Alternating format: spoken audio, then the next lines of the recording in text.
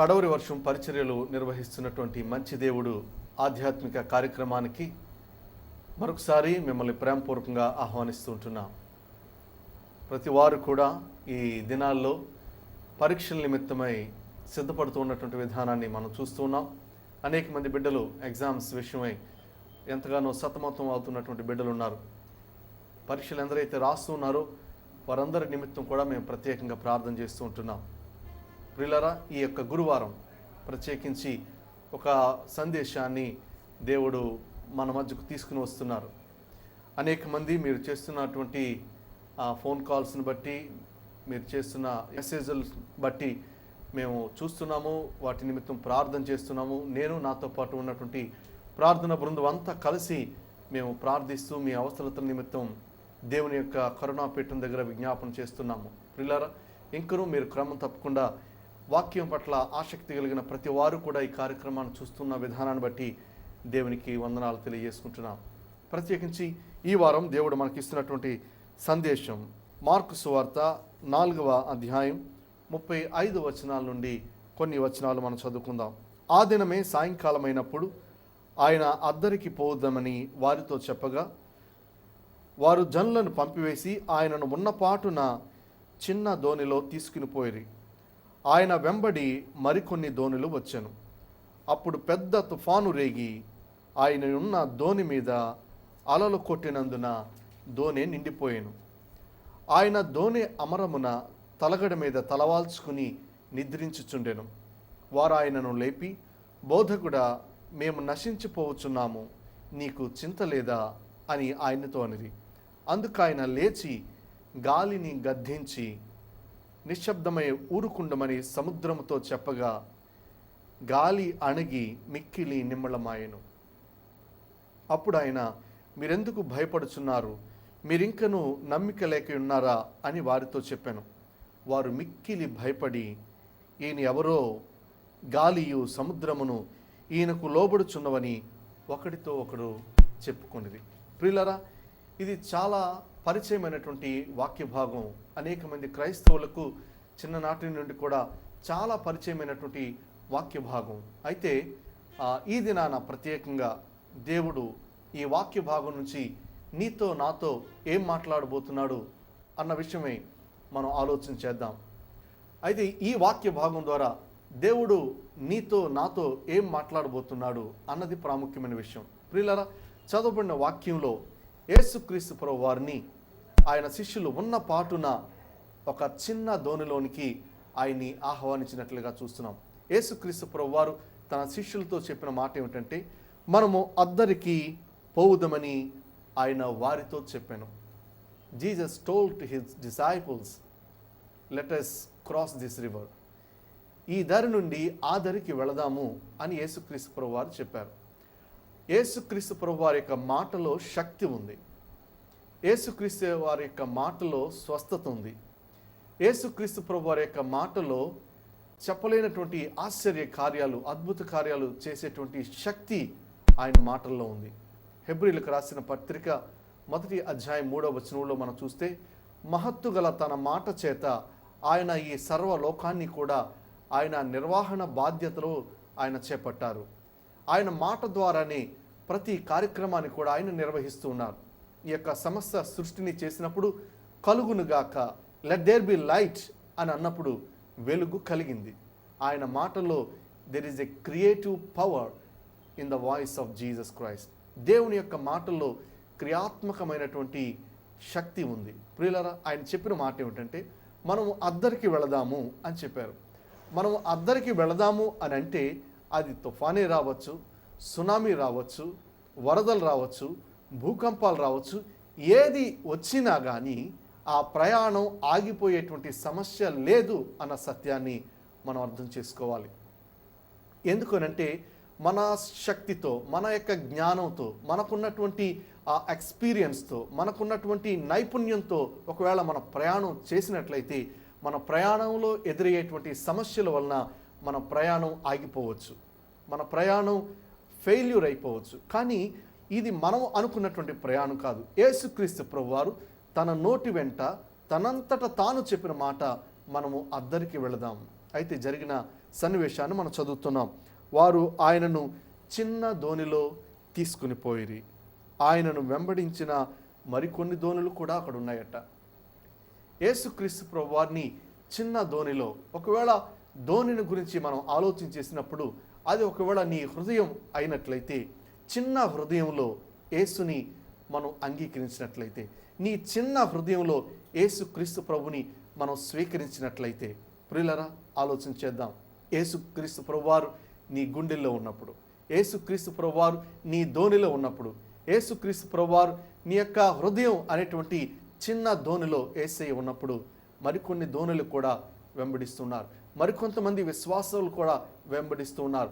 ఒకవేళ వారు క్రైస్తవ విశ్వాసానికి సంబంధించిన వారు అయి ఉండొచ్చు, క్రైస్తవ విశ్వాసానికి సంబంధించిన వారు కాకపోయి కూడా ఉండుండొచ్చు. అయితే జరిగినటువంటి సత్యం ఏంటంటే, అప్పుడు చిన్న దోణి మీద పెద్ద తుఫాను రేగిందట. చిన్న దోణి మీద పెద్ద తుఫాను, ఆయన ఉన్న దోణి మీద అలలు కొట్టినందున నాకు చాలా ఆశ్చర్యకరమైనటువంటి విషయంగా నేను పరిగణిస్తూ ఉంటాను. యేసు ఉన్న దోణి మీద మాత్రమే ఈ యొక్క అలలు కొట్టడం ఏమిటి? ఆయన ఉన్న దోణి మీద, ఆయన వెంబడిస్తూ మరికొన్ని దోణులు ఆ ప్రయాణంలో ఉన్నాయి. ఆ యొక్క ప్రయాణంలో అనేక విశ్వాసాలకు సంబంధించిన మనుషులు బహుశా ప్రయాణం చేస్తూ ఉన్నారు. కానీ వ్రాయబడిన సంఘటన గనక మనం జాగ్రత్తగా పరిశీలించినట్లయితే అనేక దోణులు ఆయన వెంబడి వస్తూ ఉన్నాయి. అయితే అప్పుడు పెద్ద తుఫాను రేగి ఆయన ఉన్న దోణి మీద అలలు కొట్టినందున దోణి నిండిపోయాను. యేసుక్రీస్తు ప్రభువారు ఏ హృదయంలో అయితే ఉన్నారో, ఏ ఇంటిలో అయితే ఉన్నారో, ఏ వ్యక్తి యొక్క జీవితంలో అయితే ఆయన కొలువై ఉన్నాడో, ఆ హృదయం మీద, ఆ వ్యక్తి యొక్క జీవితం మీద, ఆ యొక్క సంఘం మీద, ఆ యొక్క కుటుంబం మీద అలలు కొట్టి నీరు నిండిపోతూ ఉంది. ప్రియులారా, ఈ అలలు అనేది శ్రమలకు సూచనగా మనం మాట్లాడుకోవచ్చు. ఈ యొక్క అలల గురించి మనం ఆలోచన చేస్తే మనుషుల యొక్క జీవితంలో కలిగేటువంటి మరి భయంకరమైనటువంటి అగచాట్లుగా మనం చెప్పుకోవచ్చు. నేను యేసుక్రీస్తు ప్రభుని నమ్ముకున్నాను కదా, నాకెందుకు ఈ శ్రమ రావాలి? నేను యేసుక్రీస్తు ప్రభుని విశ్వసిస్తున్నాను కదా, మా కుటుంబంలోనే ఎందుకు ఈ బాధలు రావాలి? మేము ప్రభువుని నమ్ముకున్నామండి, అయినా కానీ మాకెందుకు ఈ శ్రమలు, మాకెందుకు ఈ కష్టాలు? మా ఇంటిలోనే ఎందుకు మరణం సంభవించాలి? మా ఇంటిలోనే ఎందుకు అప్పుల బాధలతో మేము కొట్టుమిట్టాడుతూ ఉండాలి? మా ఇంటిలోనే మేమెందుకు అనారోగ్యం పాలవుతూ ఉండాలి? అయ్యో పలానా వాళ్ళు ప్రభువుని నమ్ముకుని అన్నారు, కానీ వాళ్ళ ఇంట్లో శాంతి సమాధానాలు లేవు. ఎందుకు వాళ్ళు ఆ విధంగా అనారోగ్యంతో కొట్టబడుతున్నారు? ఎందుకు ఆ విధంగా వాళ్ళు అప్పుల ఊబిలో కూరుకుని పోయి ఉన్నారు? ఎందుకు వాళ్ళ ఇంట్లో యాక్సిడెంట్లు సంభవిస్తున్నాయి? ఎందుకు వాళ్ళ ఇల్లే తగలబడిపోయింది? ఎందుకు వారి కుటుంబమే పతనం అయిపోతుంది?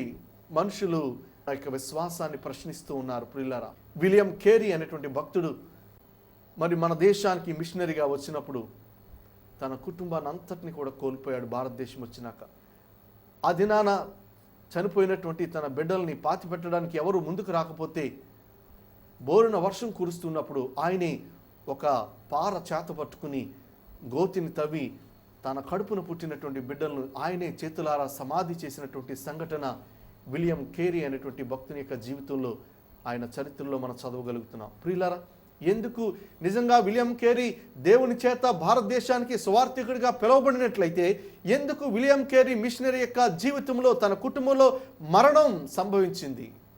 ప్రియులారా, అనేకసార్లు శ్రమలు వచ్చినప్పుడు మన యొక్క విశ్వాసాన్ని ప్రజలు ప్రశ్నిస్తూ ఉంటారు.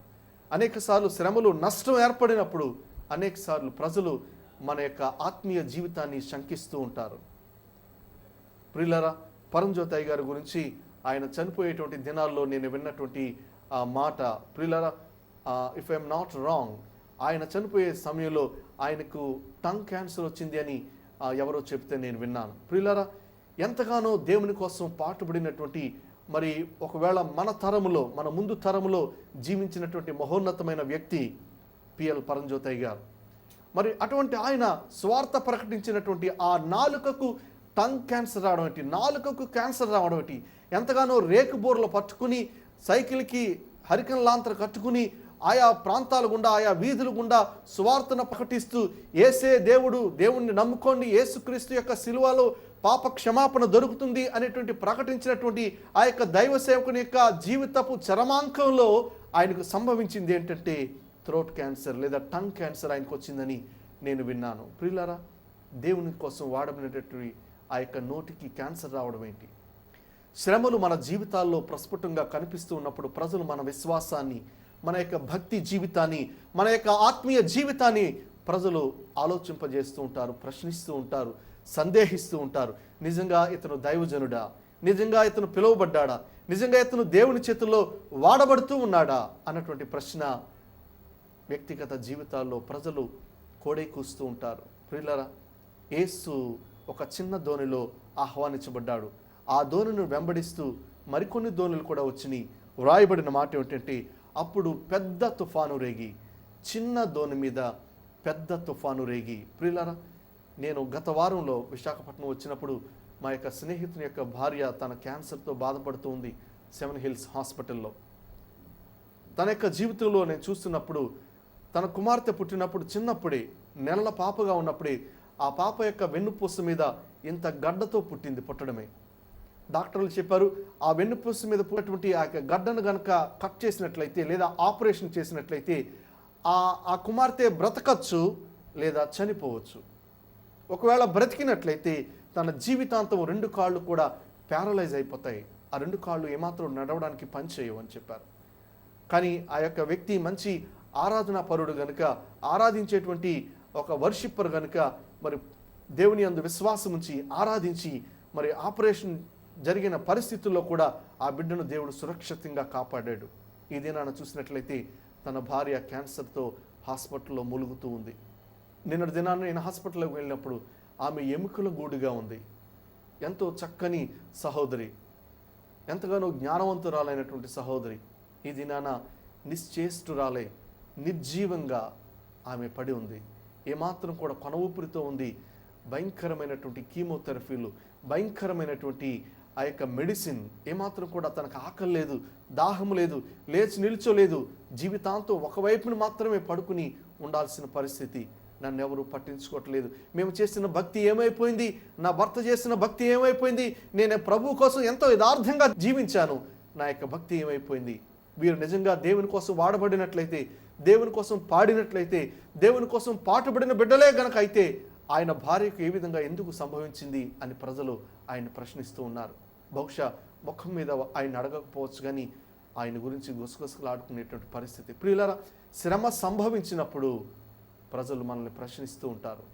యేసు ఉన్నటువంటి చిన్న దోణిలో పెద్ద తుఫాను. ప్రియులారా, ఆలోచించేద్దాం. చిన్న దోణిలో పెద్ద తుఫాను. ఆ తుఫాను మిగతా పడవల మీద, మిగతా దోణుల మీద వచ్చినట్లుగా లేదు, కానీ యేసు ఉన్న దోణిలో వచ్చినట్లుగా మనం చూస్తున్నాం. అప్పుడు పెద్ద తుఫాను రేగి ఆయన ఉన్న దోణి మీద అలలు కొట్టినందున దోణి నిండిపోయాను. ఆయన ఏం చేస్తున్నాడు? యేసయ్య దోణి అమరమున ఆయన తలవాల్చుకుని నిద్రించుచుండెను. ఈ వెంటనే ఈ శిష్యులకి భయం వేసింది. దాదాపు ఈ శిష్యులందరూ కూడా జాలరులే ఉంటున్నారు. తుఫాను దోణి మీద రేగినప్పుడు ఏం చేయాలన్నది వాళ్ళకు బాగా తెలుసు. ఏ విధంగా దోణిను తేలిక చేయాలి, ఏ విధంగా దోణిను అదుపులోకి తీసుకోవాలి అన్నటువంటి నైపుణ్యత కలిగినటువంటి శిష్యులు వాళ్ళు. కానీ వాళ్ళు అలజడికి గురయ్యారు, భయభ్రాంతులయ్యారు, భయకంపితులయ్యారు. వారు ఆయనను లేపి అంటున్నారు, బోధకుడా, మేము నశించిపోతున్నాము, నీకు చింత లేదా? మేము నశించిపోతున్నాము, నీకు చింత లేదా? యేసయ్య అంటున్నాడు, మీ చింత యావత్తు నా మీద వేయండి. మీరు చింతించడం వల్ల మీరు ఒక మూరెడెత్తి మీరు చేసుకోలేరు. ఒక నల్ల వెంట్రుకను తెల్లగా కానీ, తెల్ల వెంట్రుకను నల్లగా కానీ మీరు చేసుకోలేరు. మీ చింత యావత్తు నా మీద వేయండి అని చెప్పినటువంటి యేసయ్యను ఈ శిష్యులు వెళ్ళి ప్రశ్నిస్తున్నటువంటి విధానాన్ని మనం చూసినట్లయితే, బోధకుడా, మేము నశించిపోతున్నాము, నీకు చింత లేదా? అయ్యో, నశించిన దానిని వెతికి రక్షించడానికి కదా నేను వచ్చింది ఈ లోకానికి. మీరు నశించిపోతున్నట్లయితే నేను ఎలాగో చింత లేకుండా ఉంటాను. యేసయ్య బహుశా వారిని ప్రశ్నించుంటాడు. నశించిన దానిని వెతికి రక్షించడానికి యేసుక్రీస్తు ప్రభువారు ఈ లోకానికి వచ్చారు.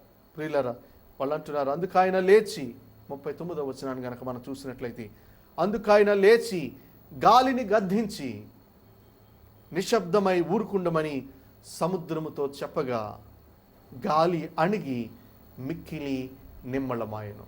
మిక్కిలి నిమ్మళమాయను. గాలిని గద్దించినటువంటి ఒకే ఒక దైవ నరుడు యేసుక్రీస్తు ప్రభువారు. ఏ విధంగా సృష్టి ఆయనకు లోబడుతుంది. కొన్ని సంవత్సరాల క్రితం ప్రపంచంలో మనం చూసినట్లయితే సునామీ వచ్చింది కదండి. ఏ శాస్త్రవేత్త కూడా సునామీని ఆపలేకపోయారు. ఏ యొక్క ప్రభుత్వం కూడా సునామీని ఆపలేకపోయారు. ఏ యొక్క అగ్రరాజ్యం కూడా సునామీని ఆపలేకపోయారు. ఏ యొక్క మానవ మేధస్సు కూడా సునామీకి అడ్డుకట్ట వేయలేకపోయారు. కానీ యేసుక్రీస్తు ప్రభువారు లేచి గాలిని గద్దించి మిక్కిలి నిమ్మళపరిచినట్లుగా మనం చూస్తున్నాం. దేవుని నామానికి మహిమ కలుగును గాక. ఎక్కడిది ఈయనకి ఈ ఆధిక్యత అని గనక మనం చూడగలిగినట్లయితే యోబు గ్రంథం 38వ అధ్యాయం 11వ వచనంలో రాయబడినటువంటి మాట, నీవు ఇంతవరకే గాని మరి దగ్గరకు రాకూడదనియు ఇక్కడనే నీ తరంగముల పొంగు ఆపబడుననియు నేను చెప్పినప్పుడు నీవు వింటివా? సముద్రానికి తరంగాలకి ఇసుకను అడ్డుకట్టుగా వేసినటువంటి దేవుని యొక్క జ్ఞానం, దేవుని యొక్క మాటలో ఉన్నటువంటి శక్తి, ఈ యొక్క సకల సృష్టిని ఆయన సృష్టించాడు అని చెప్పడానికి సృష్టి మీద ఆయనకున్నటువంటి అధికారాన్ని మనం ఇక్కడ తెలుసుకోగలుగుతున్నాం. గాలిని గద్దించగలిగినటువంటి దేవుడు. ప్రియులరా, గాలిని గద్దించగలిగినటువంటి దేవుడు. మరొక వాక్యాన్ని నేను మీకు తెలియజేస్తున్నాను. దావీదు రాసినటువంటి ఆ యొక్క కీర్తనల గ్రంథంలో మనం చూసినట్లయితే 29వ అధ్యాయం 10వ వచనాన్ని నేను చదువుతున్నాను. యెహోవా ప్రళయ జలముల మీద ఆసీనుడాయెను. యెహోవా నిత్యము రాజుగా ఆసీనుడయ్యాడు. ప్రళయ జలముల మీద, సునామీ లాంటి జలముల మీద యెహోవా ఆసీనుడై ఉన్నాడు. ప్రియులారా, గాలిని గద్దించగలిగినటువంటి దేవుడు, సముద్రాన్ని నిమ్మళపరచగలిగినటువంటి దేవుడు, ప్రళయ జలముల మీద ఆయన ఆసీనుడై ఒక ఈజీ చైర్ వేసుకుని ప్రళయ సముద్రాల మీద, ప్రళయ జలముల మీద ఆయన హాయిగా కూర్చుని సముద్రాన్ని నిమ్మలింపగలిగినటువంటి దేవుడు అంటున్నాడు. ప్రియులారా, నీ యొక్క ఆత్మీయ జీవితంలో రేగేటువంటి తుఫానులు ఎన్నున్నాయో కదా. నీ ఆత్మీయ జీవితంలో ఎన్నో తుఫానులు రేగుతూ ఉన్నాయి. నీ బిడ్డల జీవితంలో, నీ కుటుంబ జీవితంలో, నీ వైవాహిక జీవితంలో ఎన్ని ఆటుపోటులు కలుగుతూ ఉన్నాయో. కానీ యేసయ్య నీ నావలో ఎన్ని సముద్రపు పొంగు తరంగాలు నీ మీద పడినా కానీ, ఎన్ని అలల కెరటాలు పైకి లేచి నీ ధోని నిండినా కానీ, యేసయ్య నీకు ఒక మాట చెప్పాడు, మనం అద్దరికి పోదుమని. ఆ దరికి నీవు చేరి తీరుతావు. ఎందుకనంటే నీ పక్షంగా యేసయ్య మాట ఇచ్చున్నాడు. నిన్ను అద్దరికి చేర్చేటువంటి దేవుడు. ఈ యొక్క శ్రమల్లోంచి, ఈ యొక్క కష్టాల్లోంచి, ఈ యొక్క నష్టాల్లోంచి, ఈ యొక్క వ్యాధి బాధల్లోంచి యేసయ్య నిన్ను పైకి తీసుకెళ్లేటువంటి దేవుడు, అద్దరికి తీసుకెళ్లేటువంటి దేవుడు. చాలిన దేవుడవు యేసు, చాలిన దేవుడవు అనేటువంటి ఒక పాటను రాయడానికి ప్రభు కృపనిచ్చారు. వ్యాధి బాధ సమయములో, కష్ట సుడుల తరంగములో, ఏమున్నా లేకున్నా, ఏ స్థితికైనా చాలిన దేవుడవు నీవు. యేసయ్య నీవుంటే చాలు స్వామి. ఒకవేళ వ్యాధైనా, బాధైనా, కష్ట సుడుల తరంగాలైనా కానీ, సునామీలైనా కానీ నా జీవితంలో నేను ఎదుర్కోగలుగుతాను. ఎందుకంటే నీవు నా జీవితానికి చాలిన దేవుడవు, చాలిన దేవుడు. గనుక ప్రియులరా, యేసయ్య లేచి గాలిని గద్దించినట్లుగా మనం చూస్తున్నాం. నిశ్శబ్దమై ఊరుకుండమని చెప్పాడంట. గాలికి, సముద్రానికి సైలెన్స్ ప్లీజ్ అన్నాడంట Yesayya. Silence and the waters were still. అవి మిక్కిలి నిమ్మళమయ్యాయి. ఎందుకనంటే సర్వశక్తుడైనటువంటి దేవుడు సృష్టించినటువంటి సృష్టి క్రమంలో 3వ దినాన ఆయన సముద్ర జలాల్ని ఆయన సృష్టించినట్లుగా దేవుని యొక్క వాక్యంలో ఆదికాండంలో మనం చూస్తున్నాం. సముద్రాన్ని సృష్టించిన వాడు ఆయనే. ఈ యొక్క జలఘోషను, పొంగు తరంగాన్ని అణచివేయగలిగిన వాడు ఆయనే. ప్రియులరా, దేవుని వాక్యంలో మనం చూస్తూ ఉన్నట్లయితే కీర్తన గ్రంథం 93వ కీర్తన 4వ వచనం, విస్తార జలముల ఘోష కంటేను, బలమైన సముద్ర తరంగముల ఘోష కంటేను ఆకాశమునందు యెహోవా బలిష్ఠుడు. ఆకాశమునందు యెహోవా బలిష్ఠుడు. మనం అనుకుంటున్నాం, నీటికి ఎవరు తాళలేరండి, గాలికి ఎవరు తాళలేరు, పంచభూతాల్ని ఎదుర్కోవడానికి ఎవరికి కూడా అవకాశం లేదు, అధికారం లేదని మానవ మాతృలుగా మనం తలస్తూ ఉన్నాము. కొన్ని మత గ్రంథాల్లో ఒక్కో పంచభూతానికి ఒక్కొక్క దేవుణ్ణి ఆపాదించి పెట్టినటువంటి పరిస్థితులు కూడా మనం చూస్తున్నాం. అయితే దేవుడు చెప్తున్నటువంటి మాట, ఆయన సమస్త సముద్ర జలముల ఘోష కంటే బలిష్ఠుడైనటువంటి దేవుడు. బలిష్ఠుడైనటువంటి దేవుడు. అంత బలమైన దేవుణ్ణి మనం కలిగి ఉన్నాం. అంత బలమైన దేవుణ్ణి మనం కలిగి ఉన్నాం. నీ జీవితంలో వచ్చేటువంటి శ్రమలు, నీ జీవితంలో వచ్చేటువంటి అలలు, నీ జీవితంలో ఎగసిపడేటువంటి ఉవ్వెత్తున లేచేటువంటి నష్టాలు ఏవైతే ఉన్నాయో ప్రతి ఆపద నుంచి కూడా ఆయన తప్పించడానికి ఆయన బలమైన దేవుడు. ఆయన అంటున్నాడు, నాకు అసాధ్యమైనది ఏదైనా ఉన్నదా? ఇంగ్లీష్ బైబిల్లో చూస్తుంటే, is it anything hard for me? నాకు కష్టమైనది ఏదైనా ఉందా? అసాధ్యమైంది కాదు, అసలు నాకు కష్టమైనది ఏదైనా ఉందా? నథింగ్. దేవా, నీకు అసాధ్యమైనది ఏది లేదు. కొన్నిసార్లు చాలామంది ఫోన్ చేస్తున్నారు, అయ్యా మా అప్పులను బట్టి నేను నా ప్రాణం తీసుకోవాలనుకుంటున్నాను, నేను చనిపోవాలనుకుంటున్నాను. నాతో పాటు ప్రార్థించే కొంతమంది అంటున్నారు, ఏంటన్నా అందరూ చనిపోవాలి అనేటువంటి మాటలు మాట్లాడుతున్నారు. ఇది సాతాను నుంచి వచ్చేటువంటి ఆలోచన. ప్రియులారా, చనిపోవాలి, బలవంతంగా ప్రాణం తీసుకోవాలి, లేదా ఎదుటి వ్యక్తి యొక్క ప్రాణం తీయాలి అన్నటువంటి ఆలోచన, అది దుష్టుని నుంచి పుట్టేటువంటి ఆలోచన. దయచేసి ఆలోచన చేద్దాం. మీ ప్రాణాలని తీసుకోవాల్సిన పని లేదు. ఎందుకంటే మీ యొక్క సమస్య కంటే, నీ అప్పుల బాధ కంటే, నీకున్న అనారోగ్యం కంటే, నీకున్న సమస్య కంటే కూడా గొప్పవాడైనటువంటి వాడు యేసుక్రీస్తు ప్రభువు. నీ సమస్య కంటే బలిష్ఠుడైనటువంటి దేవుడు యేసుక్రీస్తు ప్రభువు. ఈ సాయంకాలం వర్తమానం వింటున్నటువంటి నీ యొక్క జీవితంలో బలిష్ఠుడైన దేవుణ్ణి నీ చిన్న ధోనిలో నువ్వు పదిలపరుచుకుంటే ఆయన నిన్ను అద్దరికి తీసుకెళ్ళేటువంటి దేవుడు. ఒకవేళ మత నాయకులు నిన్ను అద్దరికి చేర్చలేకపోవచ్చు, మతం నిన్ను అద్దరికి చేర్చలేకపోవచ్చు. నీవు చేసేటువంటి పూజలు, నువ్వు చేసేటువంటి భక్తి, నీవు చేసేటువంటి మరి ఏ విధమైనటువంటి కార్యకలాపాలు కూడా నిన్ను అద్దరికి చేర్చలేకపోవచ్చు. నీ డిగ్రీలు, నీ అందం, నీకున్న హోదా, నీ పలుకుబడి ఏది నిన్ను అద్దరికి చేర్చలేదు. కానీ యేసుక్రీస్తు ప్రభువారు నిన్ను అద్దరికి చేర్చగలడు. ప్రియులారా, మరణం ఈదరి నుండి పరలోకపు ఆదరి వరకు వెళ్ళి వచ్చినవాడు యేసుక్రీస్తు ప్రభువారు. మరణాన్ని జయించి లేచినవాడు యేసయ్య. మరణం తర్వాత అద్దరిని ఏముందో తెలిసినవాడు యేసుక్రీస్తు ప్రభువారు. మరణించిన తర్వాత గాల్లో కలిసిపోతాం అనుకుంటున్నారు కొంతమంది. మరణించిన తర్వాత మంచి పనులు చేస్తే మంచి జన్మ ఉంటుంది, లేకపోతే కుక్కలాగో, పందిలాగో, కప్పలాగో పుడతామని మన పురాణాల్లో అనేక మంది చెబుతూ ఉన్నారు. ప్రియులరా, మరణం తర్వాత ఏముందని చూసి వచ్చిన వాడు యేసుక్రీస్తు ప్రభువారు. కనుక నిన్ను ఆదరికి చేర్చడానికి ఆయన శక్తిమంతుడైన దేవుడు. దేవుని వాక్యం చెప్తుంది, ఆయన బలిష్ఠుడు. నీ బలహీనతల నుంచి, నీ శ్రమల నుంచి నిన్ను బయటకు తీసుకురావడానికి ఆయన బలిష్ఠుడైన దేవుడు. కనుక ఈ యొక్క తుఫానులో, ఈ యొక్క జీవితపు తుఫానులో, ఆత్మీయ జీవితంలో నీవు ఎదుర్కొనే ప్రతి సమస్య నుంచి కూడా దేవుడు నిన్ను తప్పిస్తాడు, దేవుడు నిన్ను అద్దరికి చేరుస్తాడు. ఎందుకంటే యేసయ్య మాట చెప్తున్నాడు, మనము అద్దరికి పోదాం. యేసయ్య మాట చెప్పాడంటే అది జరిగి తీరుతుంది. ఆయన నరుడు కాడు మాట తప్పడానికి, అబద్ధం ఆడడానికి. కనుక యేసుక్రీస్తునందు విశ్వాసం ఉంచుతాం. మన విశ్వాస యాత్రలో ఆయన మీద ఆనుకుని ఆయనతో పాటు ప్రయాణం చేద్దాం. ఆయన నీ జీవితంలో వచ్చేటువంటి గాలి తుఫానుల్ని ఆయన గద్దించి, బ్రతిమాలి కాదు సుమా, ఆయన గద్దించి విత్ ఎన్ అథారిటీ గద్దించి మిక్కిలి నిమ్మళపరుస్తాడు. నీ జీవితంలో శాంతి సమాధానాలు నింపుతాడు. తలలో వంచండి, ప్రార్థన చేద్దాం. మహాపరిశుద్ధుడైన తండ్రి, ప్రేమగల దేవా, మీ పాదాలకు వందనాలు, స్తోత్రాలు.